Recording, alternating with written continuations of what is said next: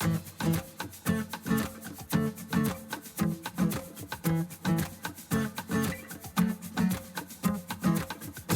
podcast is a quest for well-being, a quest for a meaningful life through the exploration of fundamental truth. Enlightening ideas, insights on physical, mental, and spiritual health.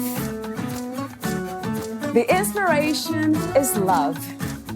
The aspiration is to awaken new ways of thinking that can lead us to a new way of being well. Welcome to Body, Mind, and Soul Healing Conversations.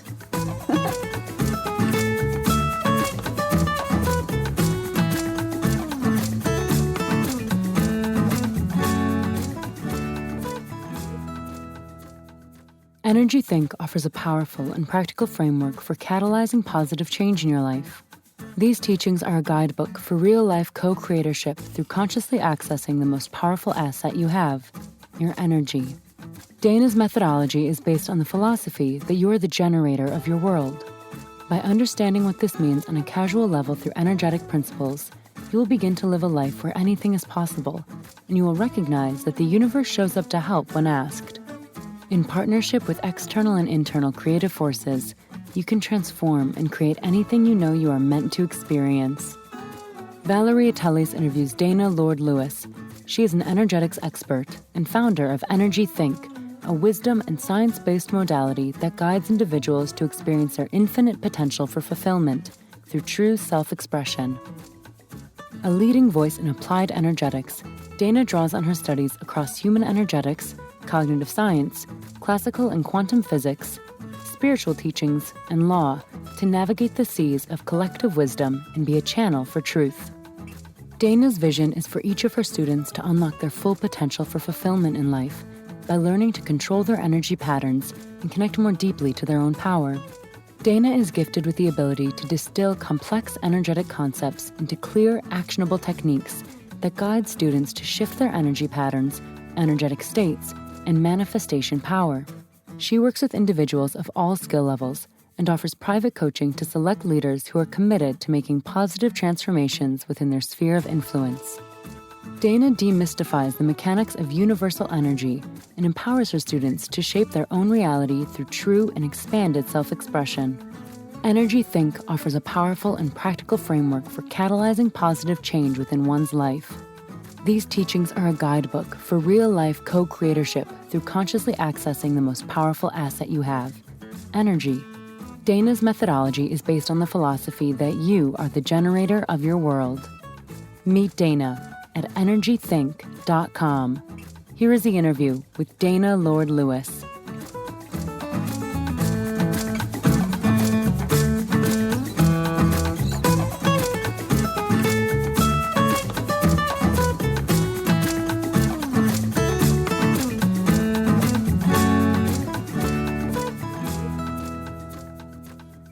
In your own words, who is Dana Lord-Lewis? Dana Lord-Lewis is a teacher and a healer who lives in Malibu, California, and was born in Canada. How would you describe this idea or concept of personal fulfillment, Dana? What does it feel like? What is and what does it feel like? I love that question. Personal fulfillment, I believe, is what everyone is seeking at all times. And you can call it so many different things. You can call it whatever you want, but personal fulfillment is the same thing as being able to access energy and connect to source energy at all times in a maximal, optimal capacity. But personal fulfillment is ultimately the truest self-expression. It is the expression in this physical world of what it is your soul and your self wants to be able to experience, coming from another place in its purest, truest form into this realm. That is the most deep fulfillment. Yeah, that resonates true to me. And I wonder if this is a destination or an ongoing process, journey in a way. Yeah, well, the way people often think about it is as a destination because we're so steeped in this material world, right? It takes effort to have deep and powerful perspective. If we don't really try, we can sink into a state of just accepting everything we see around us as being it. And we can explain away the world through science or physics, which actually doesn't really make sense. If you dig deep into the argument, it doesn't really explain anything. But if we're not thinking deeply, we can just sort of experience it like that. But ultimately, we are much more than that.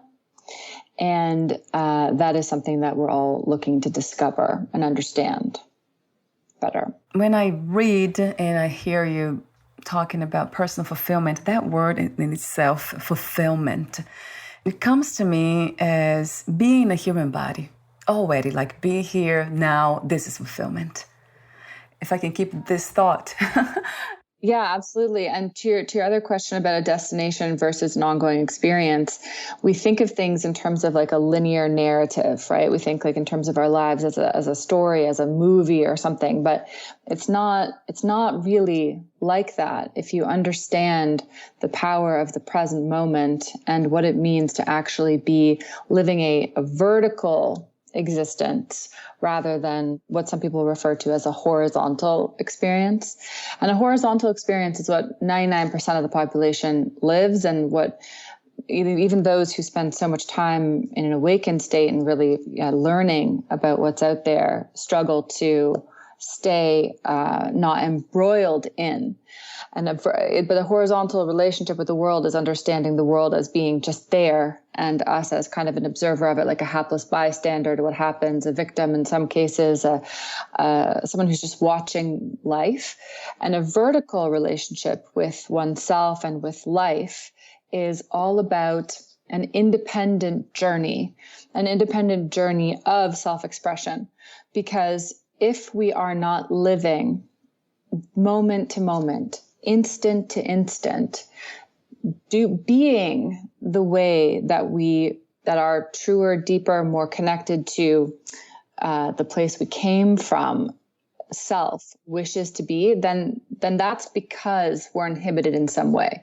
And our natural state is to be one of joyful and blissful and connected and grateful and loving and in love with every aspect of life.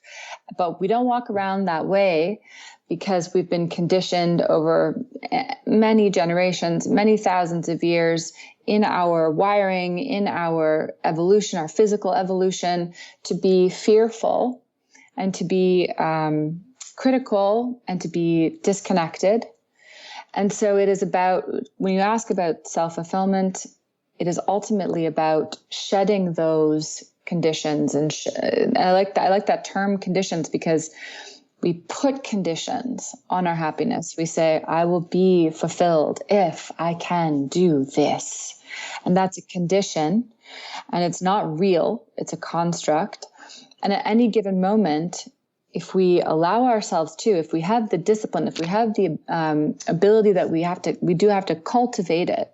We do have to work hard to let go of the inhibiting factors, but we can connect to a state of complete joy and complete self-expression and complete fulfillment anytime, regardless of what's happening on the outside.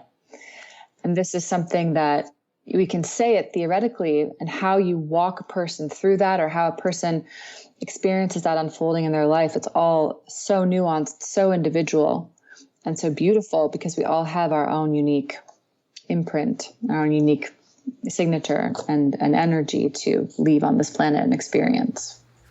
That leads me to a question about free will and control.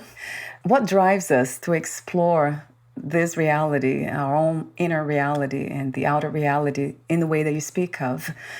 What is it? Because I don't remember looking for it. I don't remember trying to build that path or or control the way to feeling that I am fulfillment. I am already fulfilled in this moment. Talk to me for a moment about free will and controlling life.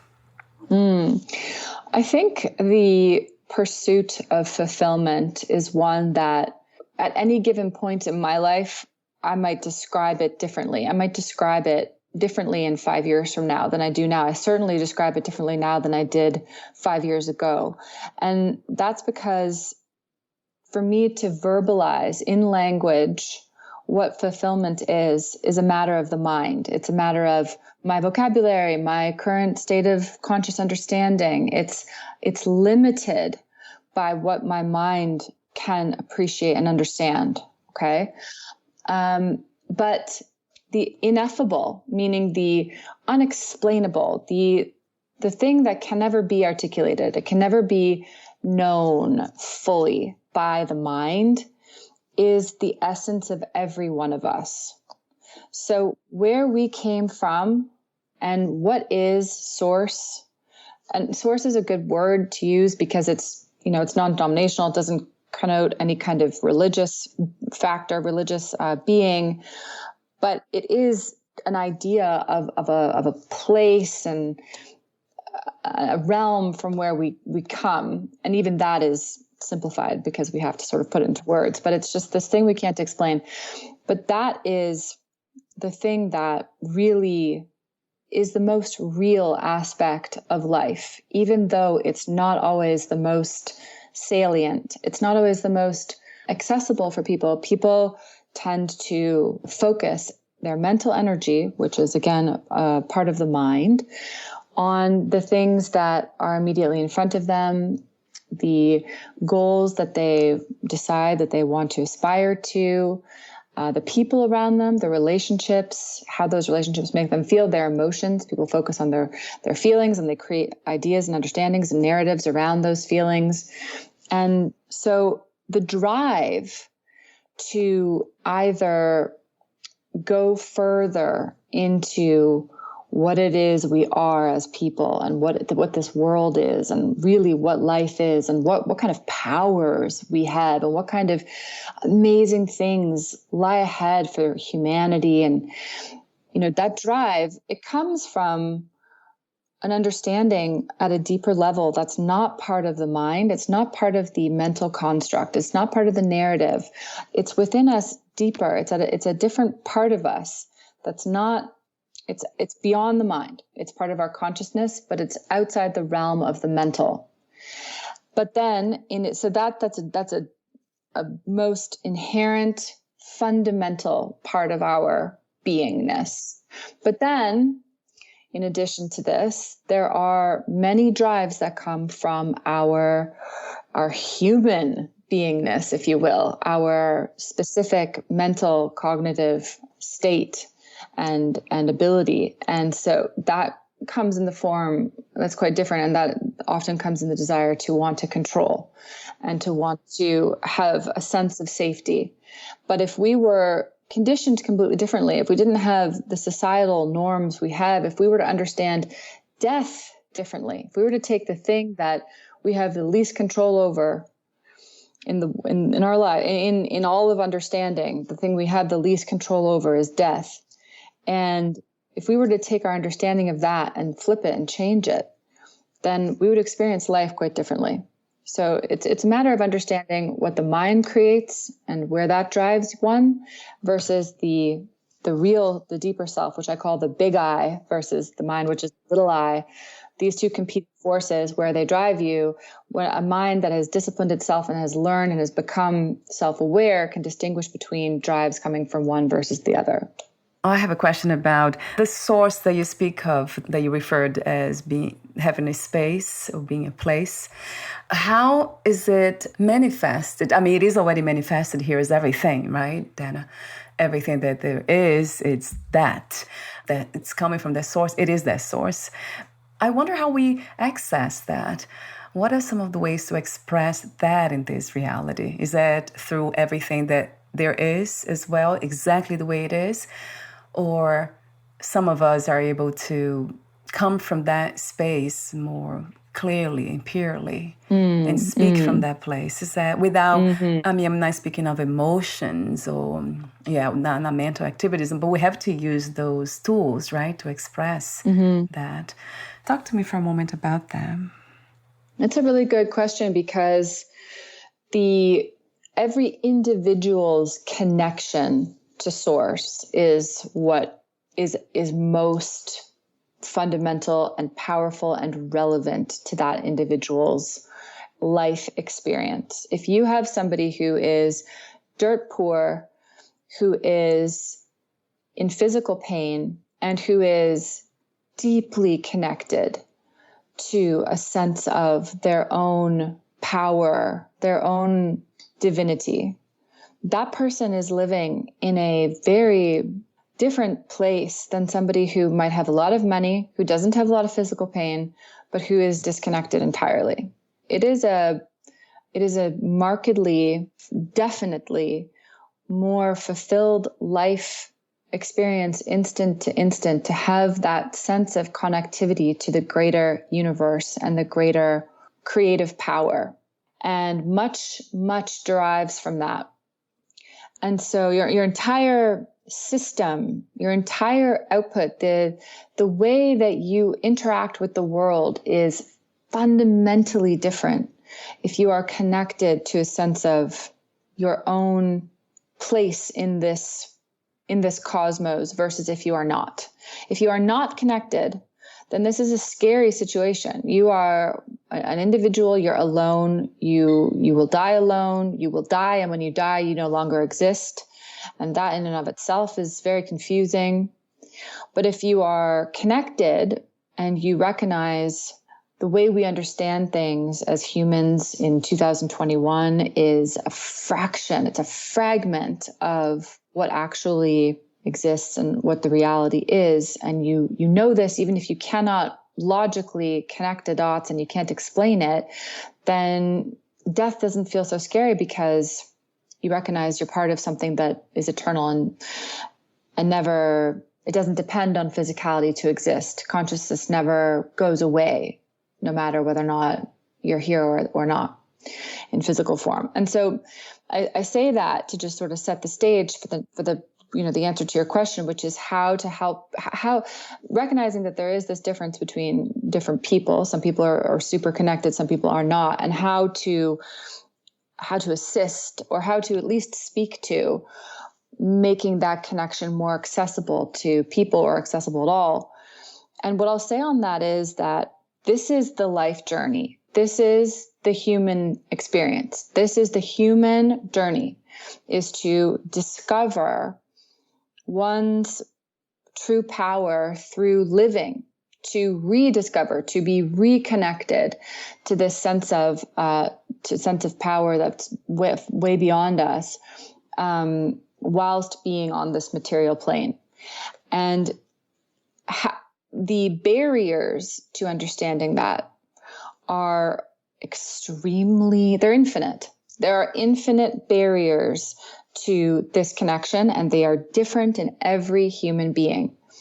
And so how a person actually ends up accessing their own power and reconnecting to source, if in fact they feel they've been disconnected, which we all are, because we all arrive here and it's strange, and then we're vulnerable and we're conditionable, and things happen, we don't understand them, and we don't process them and logically, and so we have to go from there. But that's all just the mechanism. That's all just the way it ends up happening. But what's really happening is this progression of consciousness itself, because every time as humans we overcome something and we heal and we learn how to forgive and expand our hearts to love more and to return to that sense of power despite what the external circumstances are. Every time we do that in our own individual ways, we are advancing consciousness.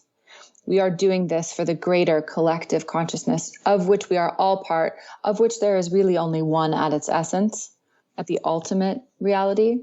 So every person has their own journey, but it is ultimately about opening the heart, taking steps towards love, taking steps towards creation, and each step towards that is a step away from fear. and inhibition and corruption of the frequency or the truth that really wants to express itself on this plane. Beautifully said. So in a way, it's easy to tell because we can see the way some people express themselves and others don't. So, I mean, it's easily really detectable if we are paying attention. It's very easy to tell who is connected and who is not. We are never disconnected, right, Dana, in a way, because we are all source anyway. But there's a feeling of disconnection. I think that's a really good point, and that's absolutely right. And I think one of the things that people, where the mind immediately jumps is, okay, well, yes, I know that I've seen someone express, source. Like I know I've seen it because I've seen someone dancing so beautifully, or I've seen somebody, they've created this beautiful visual piece of art or whatever it is, that there's just this sense of something grander and bigger. And so we think to ourselves, okay, I have to do something in order to express this, like source wants itself expressed through me doing something. And that is not incorrect, but that is the derivative of the being. And so I think that's where, I think for the listeners, that's what's really important to recognize, is that it's not, there's no pressure. This is not an earthly concept. This is not like a societal concept where we're saying, yes, find your calling, follow your purpose, make sure you are, working in the arena you're meant to, your career path looks the way it's supposed to, or whatever that people sometimes associate with this idea of purpose. It's the being, it's the vertical, it's not the horizontal, it's not how you're relating to the world, it's how you are relating to yourself. And whenever there is something in the world that triggers you and stimulates you to go into a place of fear where the expression is not truthful, that's something that it's an opportunity to work with that, to grow vertically into who you're meant to really be. And from that, whatever you do is inspired. How did you learn all this, Dana? How did you come to these understandings? This has just been a lifetime of studying and learning and observing. And in 2016, yes, that's when it became more formalized. That's when I started to study formally. But before that, I'd always been interested in people and psychology and how the mind works and what behaviors are and all that kind of stuff. So I really naturally gravitated to studying people my whole life and relationships. And then I decided to go into this more officially about 5 years ago. Let me ask you this question. It's a fun one from my perspective. What do you love most about being in a human body? Oh my goodness. The human body. What do I love the most about that? Wow. There's so many things. If I were to answer it, I'd probably say my passion is this discovery, like the discovery of what we are is so crazy. It's just, I couldn't live without it. I don't know how people don't think about these things. I think everyone does. I don't see how anybody can just not wonder what the heck is going on here. This is just so incredible, and it makes me so happy whenever I learn something new, even if it's, something about physics or neuroscience or like a philosophy or a spiritual teaching of some kind. It makes my whole day. It makes me feel like I transform and metamorphosize every time I learn something. So that's the human mind, and that's part of the human body. So that definitely counts. And then it definitely counts. But then, the body itself is just being able to taste and being able to touch and be able to smell and experience the senses is something that we don't always realize how beautiful it is, right? We're not always thinking about that. But then you smell a beautiful flower and it's just like, wow, that was so amazing. Mm-hmm. Yeah. Yeah. The wonderment of it all, right? And I agree with you. I feel the same way. When I think about that question, that's what comes to my mind. It's the exploration of what this is that we call life, the mysteries and the wonderful things that we can explore with the mind. And with that, I read recently, I'm going to be interviewing somebody about the same ideas about source and the mind and fear. And then he just kind of caught my attention with some ideas that we have a mind, that's the intellect, that's what most people operate from, and then the gut, emotions, that's what most people operate from, and then the heart, not too many operate from here, love and being open, and then source, as you speak of, he calls the soul. Do you feel the same way, Dana, that we have all these spaces to operate from, or it's just one thing happening that seems to be many? Well, I'd have to probably take a close look at how he's broken it up. This is the area that I love to dig into because I love theory, right? I love the theory of it. How do we want to understand ourselves? How do we want to categorize different things? And so, but ultimately there is limitation to that. But I would say that what you said there sounds right to me. What I will also say, the only distinction, certainly I think that the deepest part is our soul. Okay, so yes, I agree with him on that. And I do agree that we can be operating from our mind and we can be operating from our emotions, and operating from the heart, the way that he's described it is very, I've heard that many times and I resonate with that. Being open and operating from the heart is essentially, in my opinion, the same as operating from the truth and operating from the soul.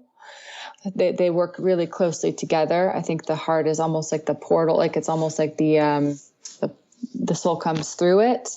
If you're living in truth, if you're living in alignment. Now, one thing I will speak to about that, because I think it's really, so for some people, it's going to be like, whoa, aha moment. And for others, maybe it's obvious. But for me, it was an aha moment.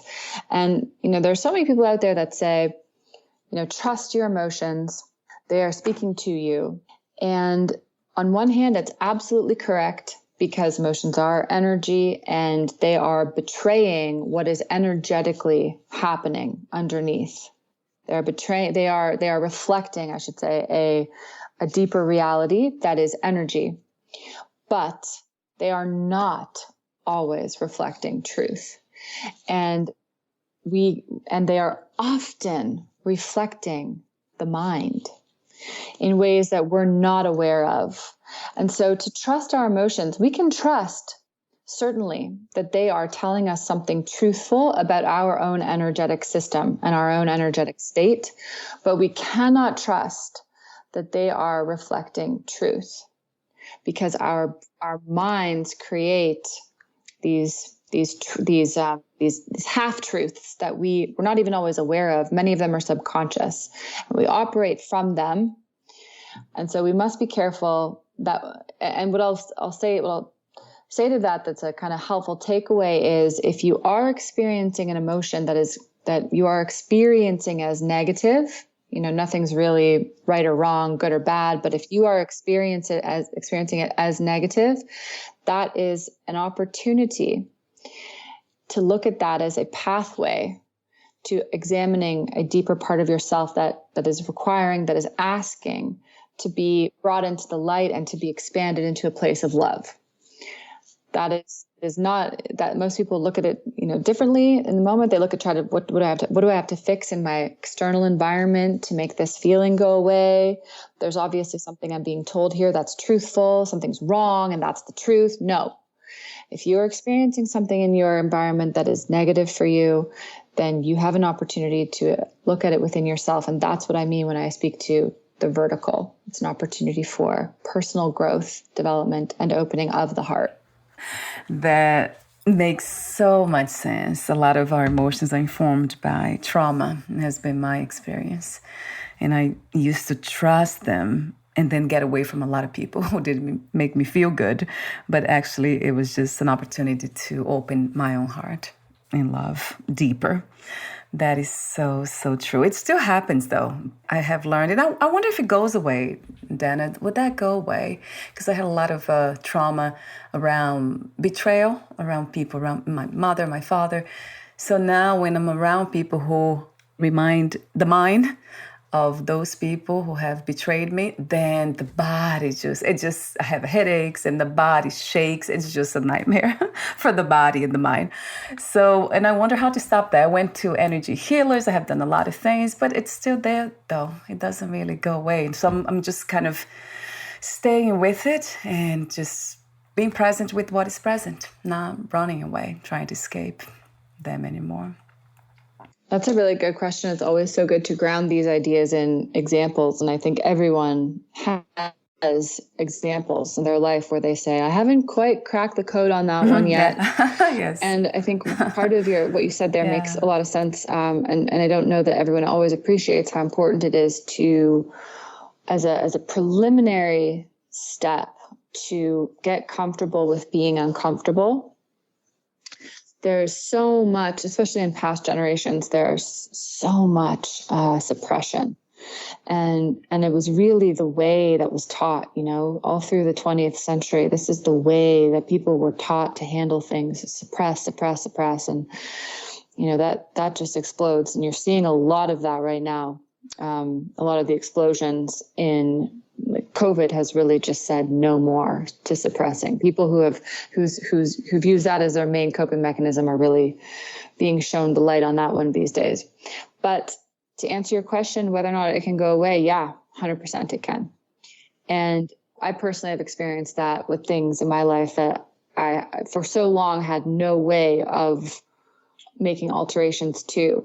And I think that the biggest thing, and this is not the be all end all. You have to figure out your own particular way to get to this end point. But the end point for any problem, for any issue, is a complete commitment to not seeing yourself as being victimized, and realizing that it doesn't matter at all what somebody is doing, what somebody has done.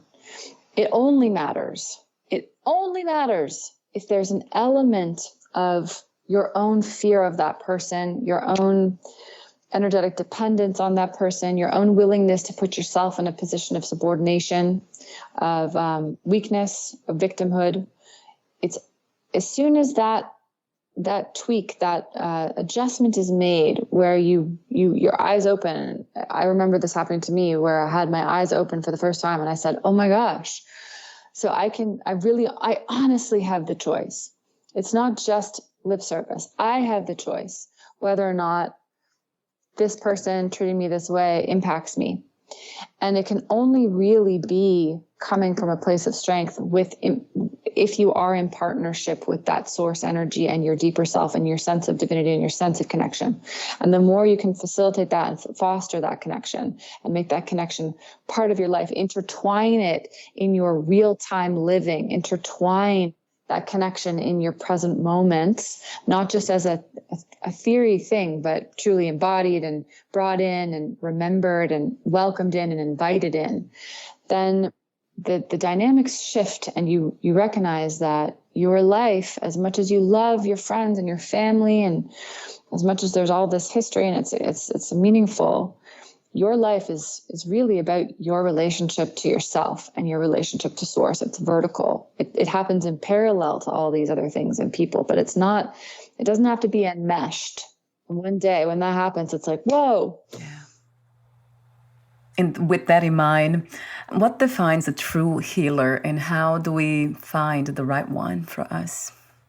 I think what defines a true healer is someone who recognizes that they are doing a service and that they are a vehicle for healing to happen. They are not actually performing healing. Healing is a miracle that happens from that deeper place. So it's a matter of making sure there isn't a lot of ego involved. It has to be a clean, open, uncorrupted channel. A healer has to just allow healing to happen and put themselves in a position of doing the service that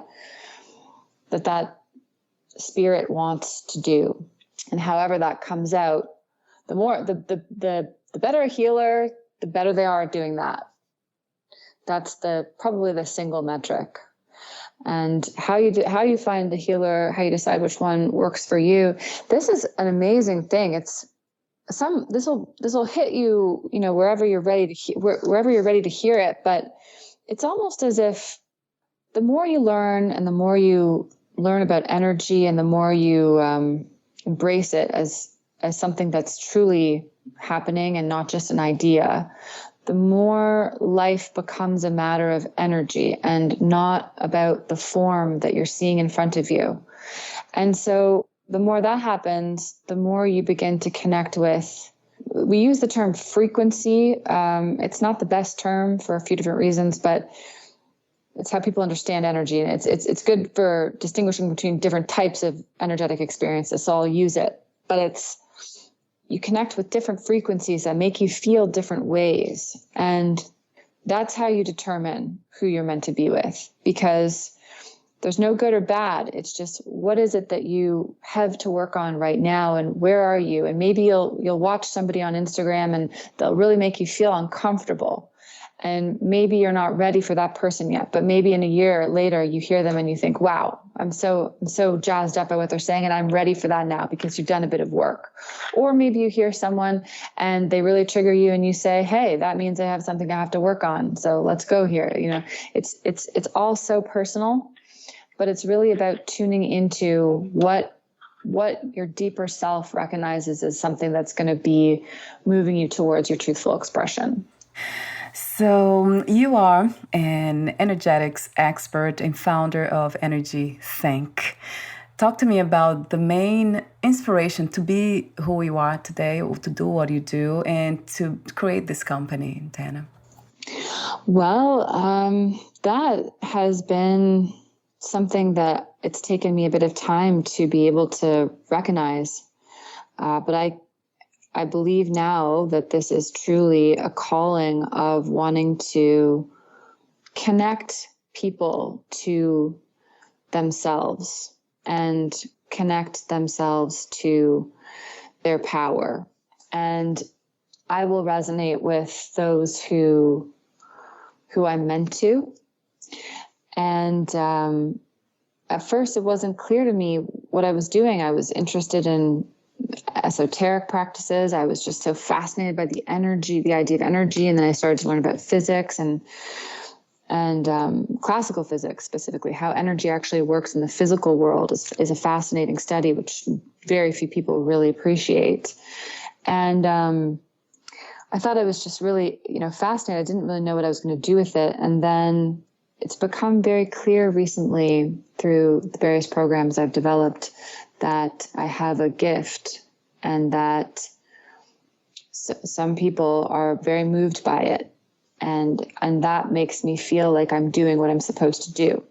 So for me, it's about refining the art so that I can work with a wider scope of person to be able to allow for that, use the term transmission, for that information, for that transmission, for that truth, for that love to come through and move them in their hearts, because that's what it's all about. And I've worked with brilliant practitioners who have taught me, and I know what it feels like to have my heart opened. I know what it feels like to have something shift, to have a limiting belief shift, or have something. It's almost like you're getting a massage and you're trying to work out a tight muscle, and it's like, you can feel the muscle being worked on, and then you can feel it release, and it's so wonderful and euphoric. And I know what that feels like, and I want to be able to pay that forward and provide that to others and serve in that way. This is my way to serve. You offer a program, also private guidance. You have these on your website, the services. The program is called CADRE. Cadre. So do you work with other people, individuals, groups? Do you work with individuals, groups, corporations, online, offline? Well, I'm currently on mat leave. I promised I'd do mat leave for 6 months until April, but usually I run programs. I've created 2 programs. One is to understand the mechanics of energetics, which I call the magnitude program, and the other has been the Cadre program. And the Cadre program is I'll be running it again next year, and it is essentially it's an introduction to the vertical self and how to understand how to walk into what I call radical self-ownership, which is the ownership, the appreciation, the approval, the love for every aspect of you, even aspects you're not even aware you are rejecting at this point.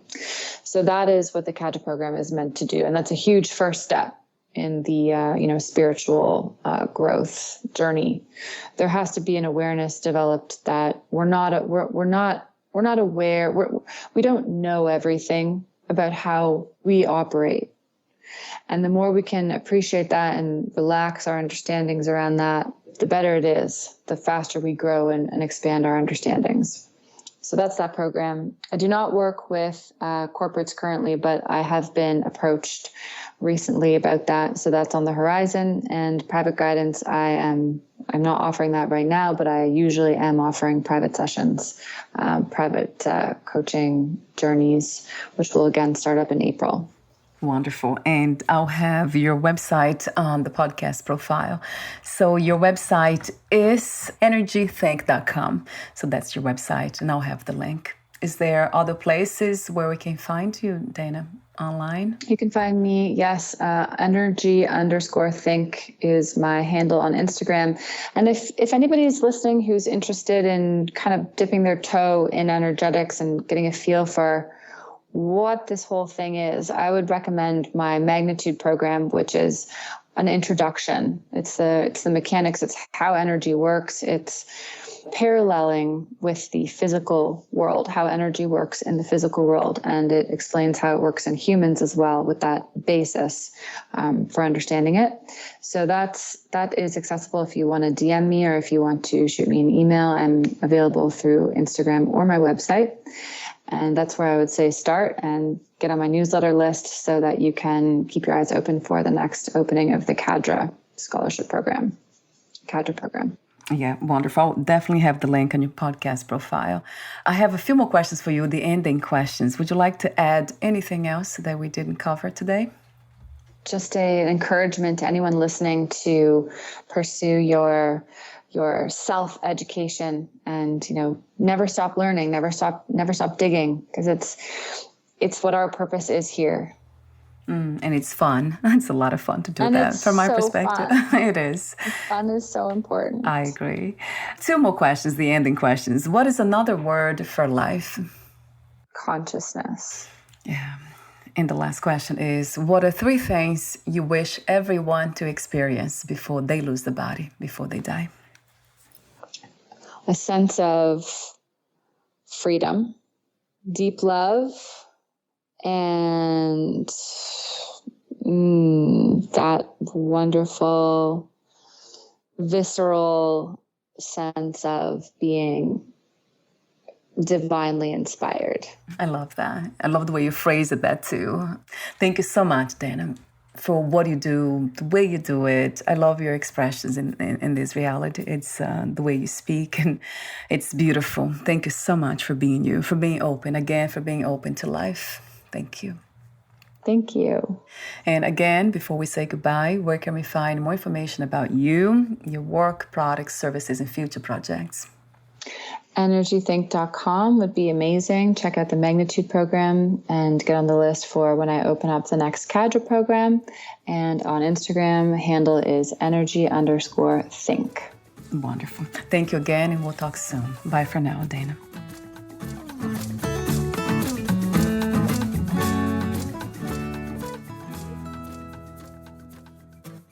Thank you for listening. To learn more about Dana Lord Lewis and her work, please visit energythink.com.